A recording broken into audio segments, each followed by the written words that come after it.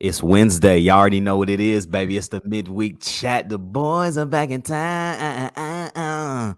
We back, man. It's a great Wednesday, man. Hey, why in the world? This is the thing about Tennessee that I'll never understand. And I'm not talking about Tennessee sports. I'm talking about Tennessee as a state. How do we go from 15 degrees to 70 in 3 days? It don't make sense. But I'm loving it. It feels amazing. I need spring because that means that it's only getting closer to that orange and that white game. I'm locked in, y'all. Big day today, tonight. Whenever you're watching this, man, Tennessee has a big game against Vanderbilt in Nashville. I hate playing at Memorial Gym. It's another game where, y'all, I'm going to just say it, and I'd hate that I'm about to say this, but it's a lot like the Florida game. I hate playing in Memorial Gym and I hate playing at Florida because we always struggle shooting the ball because it's such a different oriented court. Man, we're going to talk about our seniors that have graduated on the football team. What's their draft stock looking like? Jalin Hyatt is Climbing. climbing. Hendon back at it. Byron climbing. Darnell Wright. Watch to see y'all. Man, we diving in, man. It's the midweek chat, and it's straight up Tennessee, baby.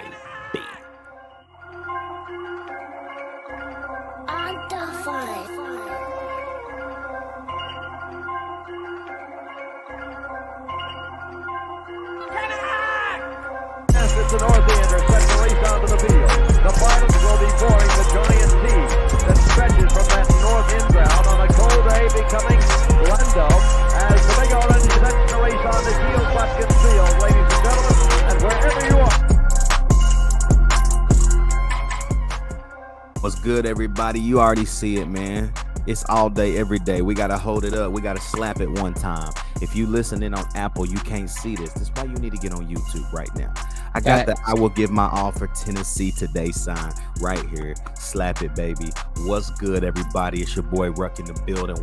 Welcome to Straight Up Tennessee on the midweek chat.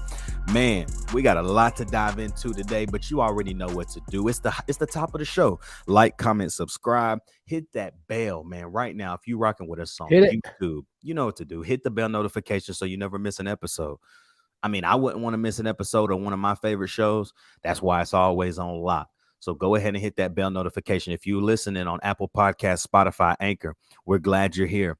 Go ahead and rate this thing 5 stars. Go ahead and comment on it. Show some love, man. Subscribe to it. Download it as well, man. It just helps with the algo, and it helps push this thing further and deeper to new heights, man. So also, man, we got to start the top of the show by thanking the family over at Whitehead Auto Sales, man. Shout out to Andy and Nick, who are the owners of Whitehead Auto Sales out there in Alcoa, Maryville, Blount County, man. If you are in the market for any vehicle used, they can find you what you need. I promise you.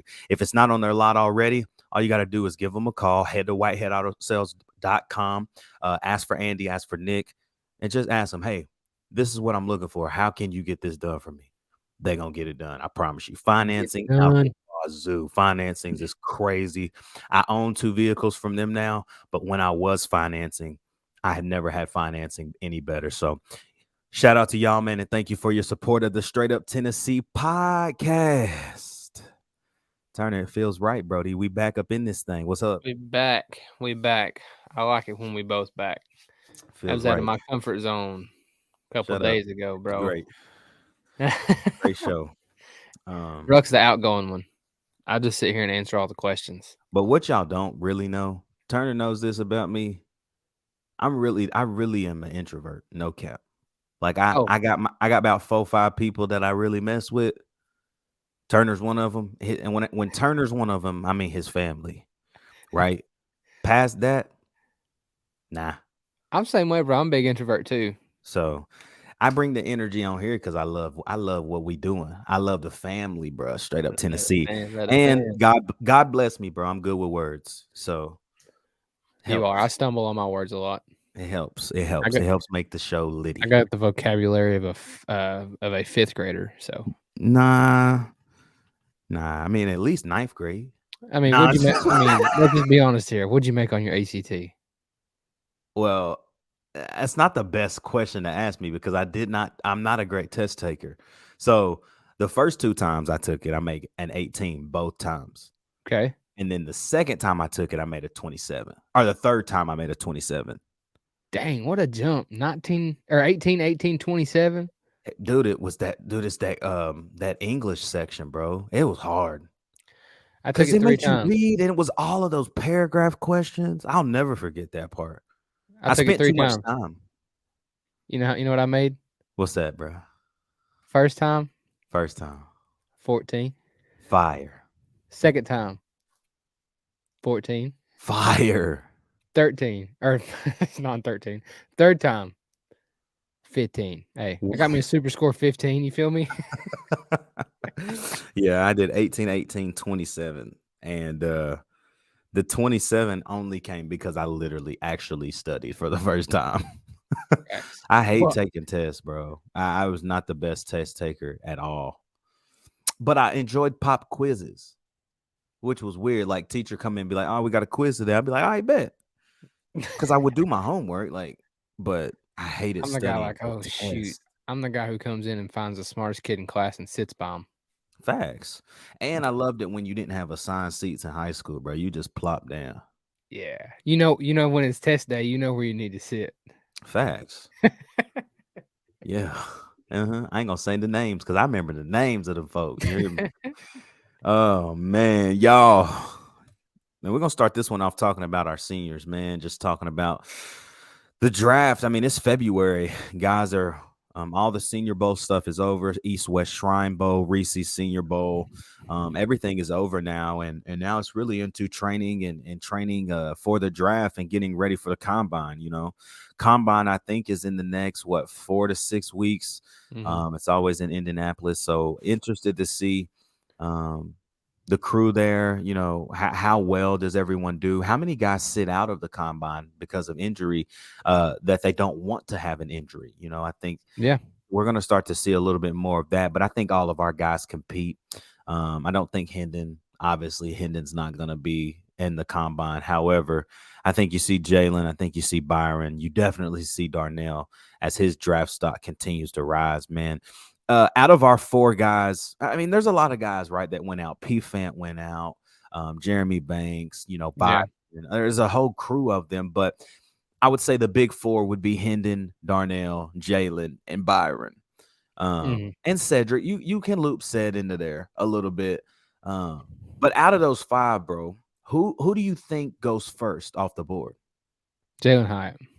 Really? I do. But at the same time, I mean, supposedly Darnell Wright absolutely murdered it last week. That's what I've heard. And that's why I'm like, I don't know. But I feel like it's easier to draft an offensive lineman than another skill player. Like, right? You know what I'm saying? Like longevity.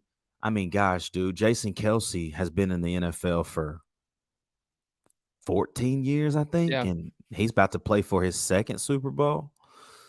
So I think it goes in this order. I think it goes Jalin will go, Darnell, BY, Hendon Hooker. I agree. And I think Hendon goes late. If Hendon wasn't hurt. Yeah. I still don't know if I changed that order though, to be honest. No, no. I think Hendon will go late. I think there's just so many. I mean, it's like when I think of, I know it's this is just my analogy. When I think drafting quarterbacks, I think of fantasy football. You can get a really good quarterback 4th, 5th round if you really want one. It's only if somebody's pick if somebody is taking a quarterback, it's like number 1 pick, pretty much. Yeah, it's only one of 2 people in fantasy at least. Yeah, it's Lamar or Patrick Mahomes. Yeah, and that's the way I kind of look at the draft in a way. I mean, just my personal analogy. Like you can get a killer. I mean, just look at the quarterbacks in the league right now or throughout the years. I mean, golly. Tom Brady's one of the best quarterbacks to ever play the game of football. What round did he go? Last round? Yeah, he went late. It is just really cool to see the progression of Hendon. I'm gonna come back to Hendon right now, but I think the same a little bit, man. I think Darnell goes first. I think Jalin comes right after him. I do think man, when's the last time two Tennessee guys went first round? Been a while. Like, I'd like to I'd know about love to that know too. that. Yeah. But I think Darnell goes first only because, like I said, man, the probability of drafting an offensive lineman or a defensive lineman ahead of a skill player is high. It's very practical. It's just what teams do.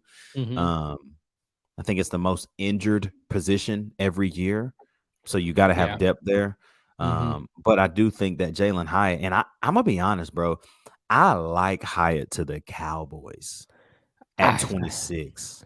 That's what I've seen. I've seen Um, that a bunch. but I've also seen the Chargers. I think I've seen the Chargers, the Cowboys, somebody at 29. Who's at 29? 29 is the Denver Broncos. Broncos.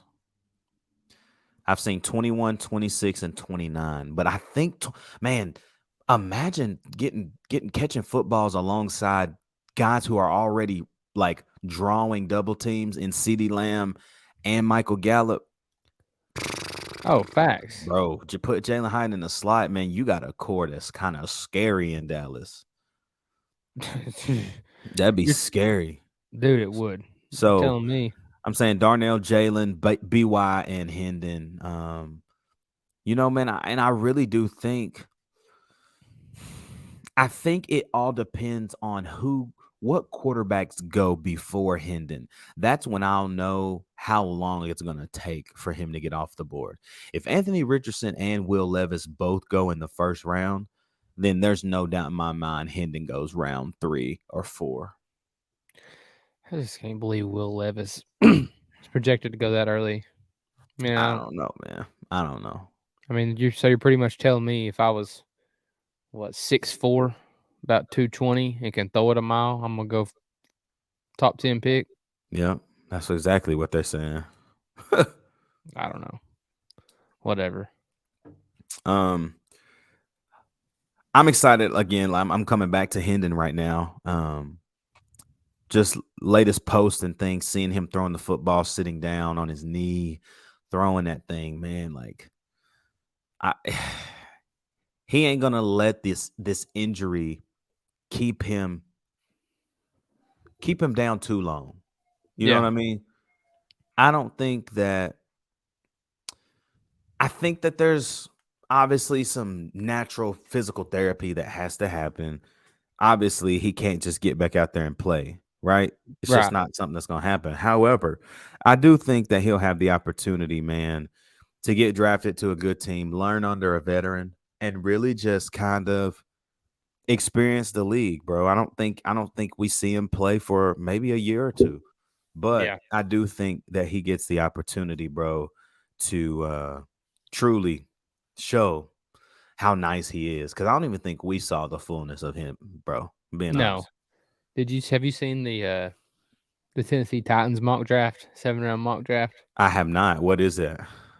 I don't think he'll go there. I don't think he'll stay this long. But round 1, 11th pick, it says they're projected to take offensive tackle Paris Johnson Jr. from Ohio State. Mm-hmm. Round 2 at number 42, Jalin Hyatt. The Titans. Mm-hmm. Wow. Okay. And then other than that, it's just none. People I really don't know. Yeah. But I just thought it was crazy that the second pick that the Titans would take projected as Jalin Hyatt. Interesting. I don't think he'll stay till 42, but if he does, thank you, Lord. I mean, hey, I'll take Jalin Hyatt to the Titans. I'll take Hyatt. I'm cool with that. Stay home, bro. Stay home, bro. 100% cool with that. But yeah, man, I think this class is special, bro. And I cannot wait to see where the chips fall. Big news as well coming out of Knoxville. We're going to touch that in just a minute. But first, man, we got to thank our homies and our family over there at Tennessee Sporting Goods. Tennessee Sporting Goods is a sole provider of all straight up Tennessee merchandise. Man, whatever we wearing, they made it. And we may design it, but man, they help produce it, help us pick out garments and different things like that. And so it's really nice working with them. Reach out to them, man, at Tennessee Sporting Goods, right in the heart of Fountain City in Knoxville, 4817 North Broadway, man. Give them a call at 865-688-5454. Ask for Jared, ask for Taylor. Man, those guys and the team over there will take great care of you. If you're looking for a discount over there on sports uniforms or any item in their store, man, just ask about Straight Up Tennessee, see what they can give you, man. So thank you guys for what you do and how you continue to support this show, man. We thank you and we appreciate it. But big news coming out of Knoxville. Robert Ayers gets hired onto Josh Heupel's staff as a defensive analyst, man. Josh Heupel is a man of his words, bro. He wants Facts. VFLs to come home. It's simple. That's facts, bro. I love it. I love the hire. That's what he wants, man. Ayers played 10 years in the league, man. He was a DC at Oak Ridge High School this past year, but also was at Knoxville Catholic in 2020 and 2021. Turner, want to know if you know in 2020 who made the switch to Tennessee? Tyler Barron. Ooh. So Ayers coached Tyler Barron in high school. I didn't know that. And so really cool to see a guy from the 2005 era. This man was a beast. If you don't know the name Robert Ayers, you're sleeping, you're sleepwalking. Something's wrong. He played great. He was honestly top SEC defensive lineman in his time. Had 31 and a half tackles for loss. Played all 4 years, man. Went in the first round to the Denver Broncos in 2009, and now it's 2023, and Josh Heupel has brought him home. And so, massive hire for the university, but also massive hire by Josh Heupel to really recognize that he is truly the man of his word. He wants VFLs home, and he's proving that by hiring them. Not just like, come visit, we'll give you free tickets. No, like positioning them in a place to succeed and excel and honestly learn under him. Yep. So that then they can go and be a better version of what he's instilling in them at another university. Absolutely, man. I love the hire. I absolutely love the hire. You know, who'd we hire? Alec Ablin, right? Yes. We put him as a tight ends coach. He was an offensive analyst, so yes.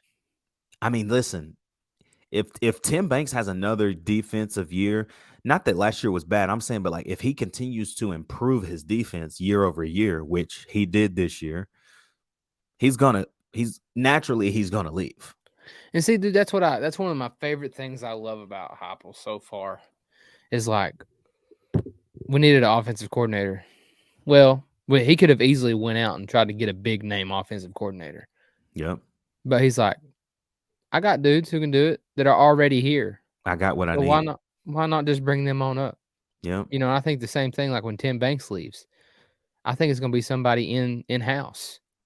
It's not by surprise that you hire Robert Ayers. That's all I'm going to say. Facts. There's no surprise to this. Like, it's the right move. It's the right move for Tennessee because how easy is it for a guy that went here to recruit somebody that was once their age and had the same pitch, but now it's even better than it was when he was there. Facts. How easy is it going to be for him to recruit, man? He is going to be a monster on the recruiting trail.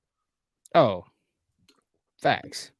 So I think that's big, man. And I'm excited to see how Robert Ayers fares. How much responsibility does Heupel or Tim Banks or, whoever he's directly reporting to, how much responsibility is he going to have? Is he going to be on field? Is he going to be more of like the analyst that's up, in the booth with the other coordinators and things, just seeing things from different angles? So going to be really cool to see him around campus more, all the VFLs and especially all the old time Vol fans like ourselves, man. We see that man around campus.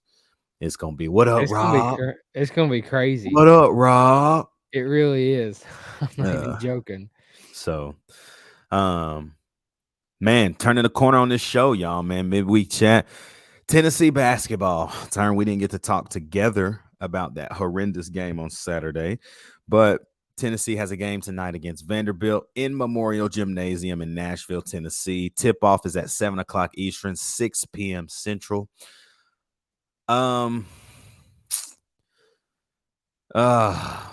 it's difficult right now, you know. I agree. Kansas and Texas play yesterday, and Mhm. people just have already forgotten that we beat both of those teams handily. Dude, I like you said, we hadn't got to talk on here about it. I might take some hate over this. I hope we stay between 6 and 10. The Get a rest of 2 the season. seed. Yes, I would much rather get a 2 seed than a 1 seed. But at the same time, when the AP poll comes out, I'm like, you've got Texas at 5. They go from 10 to 5, right? Yeah, that's weird, ain't it? 10 to 5, and then you've also got. I'm like, we beat the mess out of them. Yeah. Like double digits. It didn't make a lot of sense. No, I'm like, what? I'm like, what is this? Like, please explain. Please explain to me how this makes sense. Right. I wonder what the voters like. How are the voters voting? Right. Like when you look at the RPIs and you look at specific things, I can see why you knocked Tennessee back to 4 or 5, but not Yeah. a team that they handled jumped them. Like that's where I'm confused. I'm the same way. I don't understand it. And Texas didn't move at all when we beat them. Mm-mm. Like they didn't move at all in the AP poll. Nope. How you go from 10 to 5? Bro, Tennessee the most hated university on the planet Earth, bro. It's not even close. I'm not capping. People hate Tennessee, man. Everybody hates Tennessee. But that's why when Tennessee is good at sports, it makes everything a lot better. It does. Just being honest. It really does. You know, Rick Barnes came out and talked yesterday with a media appearance, and I wanted to bring this up to you. I don't remember if it was VolQuest. I don't remember if it was Rocky Top Insider, but somebody had asked him a question about like offense, like, hey, what's wrong with the offense, basically. And Barnes was just like, there's one word and it's consistency. Consistency, yeah. And he just kept talking about it. Like some games we come out and we shoot the ball well, other games we come out and everybody's cold. Well, that's been the story since I feel like Barnes has been here. And you can't blame a coach for a team shooting bad. However, the only thing that Coach Barnes, he has to be telling them this, and I don't know why he's telling them this. Y'all, if you have watched Tennessee play over the last year, really the last 2 years, we did not do this a lot when Jordan Bone was running the point guard. But really the last couple years when Kennedy Chandler came in, when Springer and those guys came in, we became a half-court team. Facts. And it has made zero sense to me. Why are we not running the ball? Like, we get a rebound out of the basket, we're not pushing it. Push it. We got to push the ball, man. Mhm. Like, we have layups that we're just not even looking up for because we're like, let's play half court. And quite frankly, we suck in the half court. We do suck in the half court. I mean, you look at our big runs that we've had this year.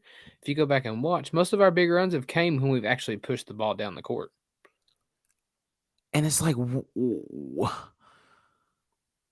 what is he instilling in this team to tell them not to push the basketball? I'm watching it. It's so frustrating, bro. Josiah James getting the ball out of the rim. It's like he starts to push it, and then it's like, nah, I'm gonna put it back. And I'm like, y'all, what are we doing? And that screws us at the end of the games. At the end of the game, when we freak out on full court press. Oh man, yeah. Makes me so mad. Don't be losing. Don't lose. And don't be winning and get pressed at the end of the game, man. We turn the ball over. I mean, We can't even that get it whole in, what the heck was Santi doing? Like, dude. bro, why? And I understand you're trying to hold the ball so they foul you. Mhm. Pass the ball, because guess what happens when you pass the ball? What do your arms have to do when you pass the ball? Move. Hmm. Don't get fouled. Hmm. And you know what I hate? Why do they say pass the ball to break the press? And you know what makes me so mad too? When we're actually about to get across court and like we get pressure and we pass it backwards, like farther Yeah. from half court. And I'm Dumb. like, what are we doing? Just go. Dumb, They're bro. gonna foul you. Dumb. DUMB. Dumb. Dumb. I don't know, man, but if we don't get it together, Studi and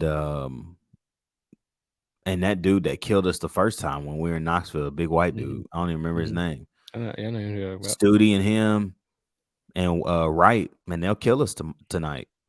They will. So, and here's the thing. You can't go to somebody's house and shoot bad because they ain't going to shoot that bad at their house. No. Especially Memorial Gymnasium, man. If y'all have never seen Memorial Gym in Nashville where Vanderbilt plays, it is the only gym in collegiate sports where, honestly, the first row of seats is under the floor, right? Mm-hmm. So if the floor is here, like your viewing angle is actually like right here under the floor. So you're seeing them, they kneecaps, literally. And the benches are not on the side of the courts. They're under the baskets. Mm-hmm. And so that makes it very hard to communicate. Hey, if there's a defensive switch or an offensive switch in the middle of a possession, literally you're turning your neck all the way around until you start playing on your end of the floor and the coaches are right under the basket. You know what I'm saying? Facts. That has to be tough to communicate. Oh, 100%. I mean, and here's the thing. Yes, will tomorrow be more of a Tennessee home game? Yeah, it will be. But that's a hard gym to play in. I went to the game last year, not going to get the opportunity to go tonight because last year I didn't have a kid. They changed a little bit of some things, but went to the game last year, and if it wasn't for a Kennedy Chandler run, we lose that game. Like Kennedy Chandler went on a 10-0 run himself with like 8 minutes, and that's the thing again, bro. Like we're talking about it still. I said on February 1st we had to have it figured out. We don't, and nope. If anybody is thinking Tennessee's gonna make a run, I'm telling you now, we're not. It's been fun. It's been a cool year. It's been a smooth year. I love watching us play, but we're not going deep in the tourney. It's just frustrating that we can't get it figured out because we've got it all. We've got it all, bro. All the pieces, bro. Everything. I think that's what's so frustrating about it is that we literally have all the pieces. We just cannot figure it out for nothing. I don't know. Let's turn the corner on this one, Turn, man. When you think about this game tonight, and obviously Missouri on Saturday, we'll do just a quick preview of what you're feeling about that. What has to happen tonight, man, for us to get this W, and then what's your score prediction? We got to shoot better. I mean, at this point, we just need to shoot 30%, and we win. I think the last two games we've been under 27%. Mm-hmm. That's bad. That's really bad, bro. That's really bad. I mean, I think our defense is just going to play. I think our defense is going to be fine. We always play good defense. I mean, whatever. I just think we got to be able to score the freaking basketball. I mean, hit shots, hit open shots, hit layups, open layups. I mean, we're missing. It's not like we're missing like heavy contested shots. I mean, we are, but at the same time, we're missing like wide open layups, like wide open. Like you cannot tell me you are a D1 college basketball player if Josiah Jordan-James or whoever, Zakai Ziegler, is driving to the basket and he drive kick, and you got whoever, Santi, Josiah, whoever out in the corner, wide open, naked, Tyreek Key, you got to hit that shot. You got to hit the shot, bro. I mean, nobody around you, man. I mean, you gather yourself, take your time, and hit the shot. Yeah. Now I'm with you, bro. Score prediction. What you thinking for tonight? 65-52. Falls. Balls. Yeah, I think tonight, man. Keys to victory is you gotta get Kamwa going early. Mm-hmm. Every game when we've got him going early, he has forced teams to actually defend him differently, which then allows the perimeter game to get open. Listen, Euros ain't gonna do it for us. He had a great game against Kentucky. Great game. But he's not gonna do it for us. Tobe Awaka, Tobe gonna be a problem. He's just not a problem yet. He's not there yet. Olivier Kamwa has shown flashes of being a problem, and he has to get going early. That right there alone is going to let us know how that game is going to go. If he gets going early, hits his first couple layups, turnarounds, it's going to be a good night. You're just going to do that because we're going to be able to work inside out. We're going to get some open shots. We're going to finally get Santi open. We're going to get Zakai is going to have better shot selection. Josiah is going to be able to get his shot off anyways because he just jumps over everybody, right? So I think if you get Kamwa going early, it alleviates the pressure of everyone else trying to find their shot. So if that does indeed happen, I think the final score still will be 59-49 Tennessee. I see that. I see 59-49. I think Kamwa, that's if he gets it going. If he doesn't get it going, I can see this one easily being 71-65 Vandy. Easily. Yeah. Easily. And we'll just be playing from behind, and you'll be like, dang, Tennessee scored 65. Like, yeah, we did, but it's because we were fighting back trying to win this game and just couldn't. So, yeah. That's what I think. And then Saturday, man, I'm just looking forward to Missouri. Missouri's kind of an SEC dark horse, man. They started the year off 11-0 and then had Kansas come in and beat them at home in Columbia. So ever since then, I mean, they're still playing pretty dang good basketball. But, again, they got to come to TBA, and I like our chances. And so just an early preview. Obviously, we'll talk more about this on Friday, man. But I think that Tennessee beats Missouri. I think they get it back on track that game. I think it's something like 78-65, something like that. Like they get it back on track. So I'm saying. I'd say about 75-65, somewhere around there. Yeah. Because next week's a big week. Yeah. You got Alabama and Kentucky in the same week. Yeah, I mean, last week just better been an off week. Yeah, because we better find it. We got to find it quick. We're gonna find out tonight and Saturday what this team's gonna look like the next 4 games because we got a stretch that's not for the faint. You got to go to Texas A&M, who's playing pretty decent right now.